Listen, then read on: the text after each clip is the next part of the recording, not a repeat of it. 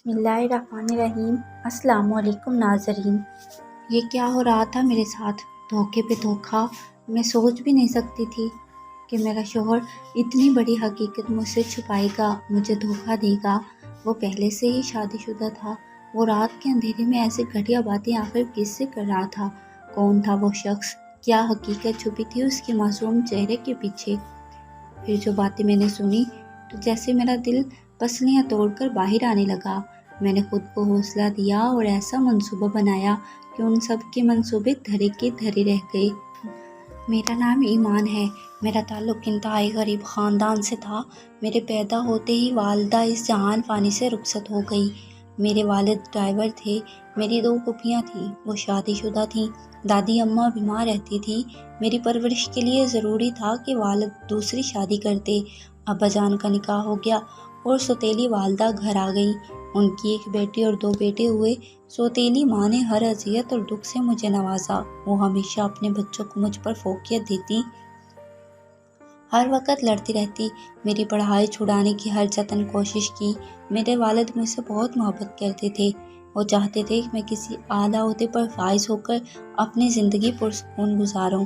خیر سے میرا ماسٹر مکمل ہوا اور جلد ہی مجھے بینک مینیجر کی پوسٹ مل گئی۔ اس دن ابا جان کا خواب پورا ہوا تھا اور وہ انتہائی خوش تھے۔ پورے محلے میں مٹھائی بانٹی گئی۔ جو پر فائز ہوئے مجھے دوسرا مہینہ تھا کہ ابا جان کا سایہ بھی سر سے اٹھ گیا تو زمانے کی گرمی نے مجھے لپیٹ میں لے لیا۔ ماں تو پہلے ہی مجھے اس گھر کی بیڑی نہیں سمجھتی تھی۔ دوسرے بہن بھائی انتہائی لالچی اور خود غرض تھے۔ میری عمر 30 سال ہو چکی تھی۔ چھوٹے بہن بھائیوں کی شادی ہو گئی مگر میرا کسی نے سوچا تک نہ۔ میری تنخواہ 1 لاکھ تھی۔ وہ کیوں کر میری شادی کرتے؟ آہستہ آہستہ شادی کی عمر گزرنے لگی۔ خاندان میں ایک شادی تھی، وہاں میری ملاقات کزن کی دوست کے گھر والوں سے ہوئی۔ انہیں دیکھتے ہی میں پسند آ گئی۔ انہوں نے شادی کا پرپوزل بھیجا تو میں نے اپنے لیے سٹیپ لیا، کیونکہ صورتحال مجھے نظر آ رہی تھی کہ یہ لوگ میری شادی کبھی نہیں کریں گے۔ ان کی نظر میرے پیسے پر تھی۔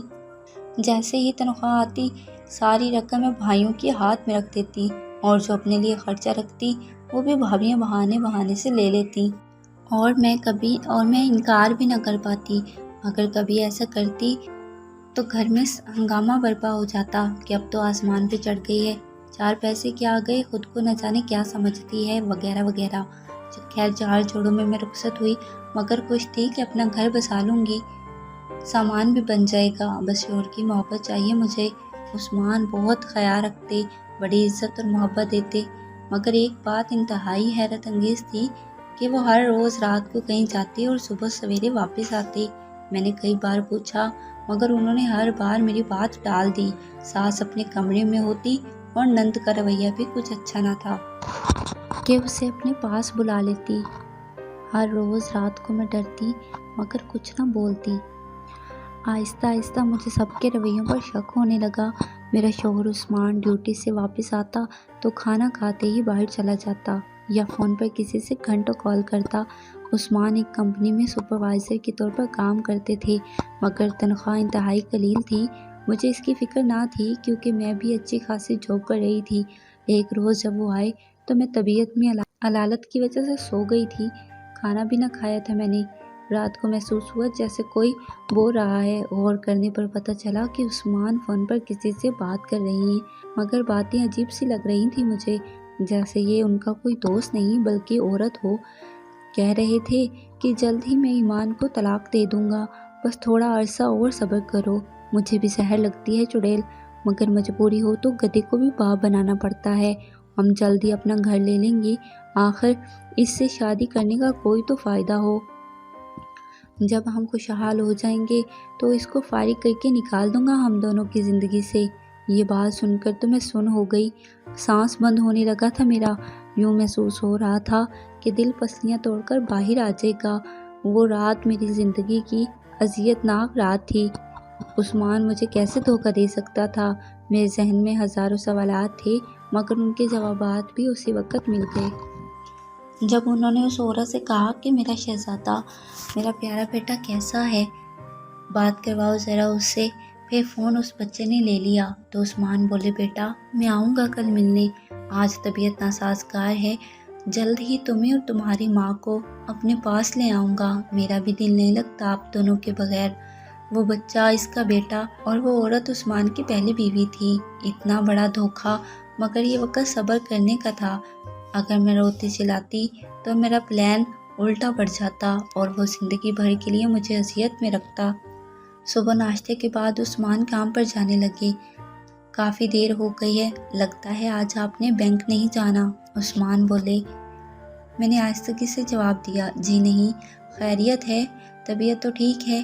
جی ٹھیک ہوں، لیکن اب مزید ملازمت میں خود کو گھسیٹنا نہیں چاہتی میں، بس گھر رہوں گی، آپ کی اور امی کی خدمت کرنی ہے۔ میں نے بھی بے دھڑک جواب دیا کہ جاب چھوڑ دی میں نے، تھک گئی ہوں، مزید ہمت نہیں ہے مجھ میں۔ تمہارا دماغ تو خراب نہیں ہو گیا؟ اتنی اچھی جاب خوش قسمت لوگوں کو ملتی ہے، مجھے دیکھو، ابھی تک دھکے کھا رہا ہوں سرکاری ملازمت کے لیے۔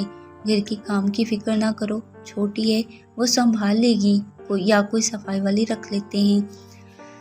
جب مجھے اعتراض نہیں ہے تو پھر تمہیں بھی ایسے کچھ سوچنے کی ضرورت نہیں ہے۔ جی لیکن میں نے استعفیٰ دے دیا ہے۔ یہ سنتے ہی سب مجھ پر چلانے لگے۔ ساس نے بھی کہا، ابھی فارغ کرو اسے، مزید ضرورت نہیں ہے ہمیں اس کی، ویسے بھی بیکار ہے اب یہ ہمارے لیے۔